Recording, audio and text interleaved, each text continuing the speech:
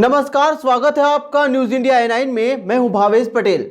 जिस तरह से राजस्थान के करौली में कांड हुआ है उससे पूरा देश दहल गया।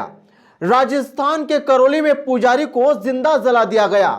इस मामले में पुलिस की ओर से मिली जानकारी के मुताबिक दोनों पक्षों के बीच मंदिर की जमीन को लेकर विवाद चल रहा था। पुलिस के मुताबिक पुजारी बाबूलाल वैष्णव का परिवार मंदिर की 15 बीघा जमीन पर खेती करता था। आरोपी कैलाश शंकर और नमो मीणा ने इस जमीन पर कब्जा कर लिया था। पुलिस ने मुख्य आरोपी कैलाश मीणा निवासी बुकना थाना सपोटरा को गिरफ्तार कर लिया है। बाकी आरोपियों की तलाश की जा रही है। लेकिन सबसे बड़ा सवाल यह है कि आखिरकार यह घटना कैसे हो गई और पंडितों को निशाना क्यों बनाया जा रहा है। राजस्थान के मुख्यमंत्री अशोक गहलोत जी को जवाब देना चाहिए। वहीं आपके राज्य में यह क्या हो रहा है? क्या दोषियों पर कार्रवाई की जाएगी और दोषियों पर रहम क्यों की जा रही है? अभी तक दोषी कानून के चंगुल से बाहर क्यों है?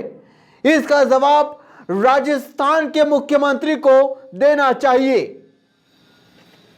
आज मैं आपको वो आवाज सुनाता हूं जिसमें पंडित का दर्द झलक रहा है।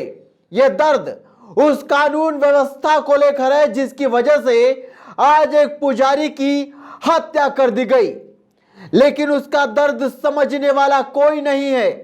देखिए खास रिपोर्ट न्यूज इंडिया ए9 पर।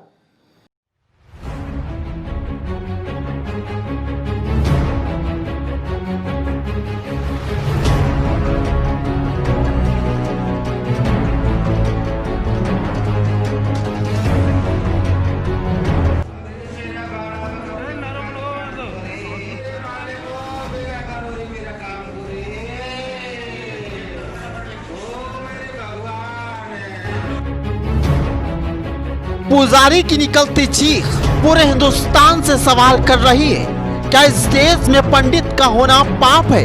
क्या इस देश में अपने हक के लिए लड़ना पाप है? और अगर कोई अपने हक के लिए लड़ता भी है तो क्या उसे जिंदा जला दिया जाएगा?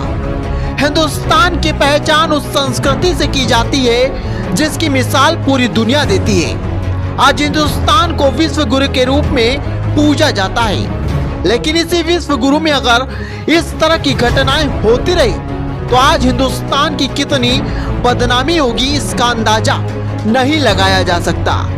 क्योंकि जिस देश में भगवान को पूजा जाता है, जिस देश में भगवान की पूजा अर्चना की जाती है, उसके धुले हुए पैरों का जल भी पिया जाता है। लेकिन अगर उसी पुजारी को जिंदा जला दिया जाएगा, लाठी डंडों से पीट पीट कर मार दिया जाए तो फिर कहां जाएगी हिंदुस्तान की सभ्यता? न बच्चे, न महिलाएं, न पुजारी, न ही पुलिस का मनोबल गिरता जा रहा है।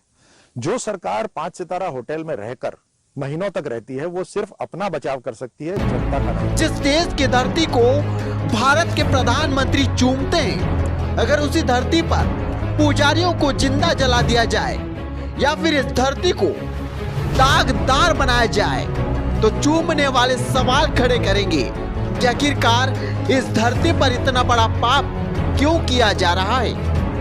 ये कैसा हिंदुस्तान है?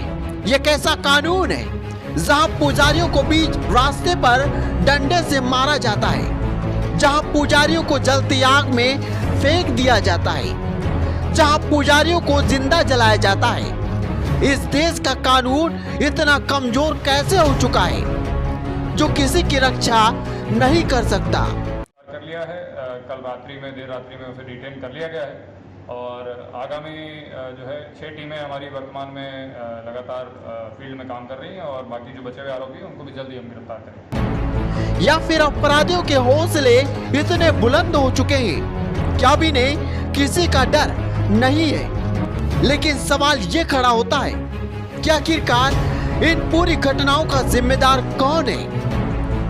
वह जो कानून बनाता है या फिर वो जो अपराध करता है या फिर वो जो बेगुनाह है? न्यूज इंडिया ए9 ब्यूरो रिपोर्ट। लेकिन सबसे बड़ा सवाल यही खड़ा होता है कि आए दिन हिंदुस्तान में पुजारियों को निशाना क्यों बनाया जा रहा है? सरकार इसके लिए क्या ठोस कदम उठा रही है? क्या कानून बना रही है, या फिर कानून इतना लचीला हो चुका है कि अपराधियों को इसका काफी डर नहीं है? अपराधियों को कानून का कोई डर नहीं है। सवाल तो यह भी खड़ा होता है कि कंगना रनौत को जहां Z+ सिक्योरिटी दी जाती है और आम आदमी को आग के हवाले कर दिया जाता है, आखिरकार क्यों इतना बड़ा भेदभाव सरकार एक आम आदमी के साथ करती है? फिलहाल आज के मुद्दे में इतना ही। नए मुद्दे के साथ, नई आवाज के साथ फिर आऊंगा। देखते रहिए न्यूज़ इंडिया A9।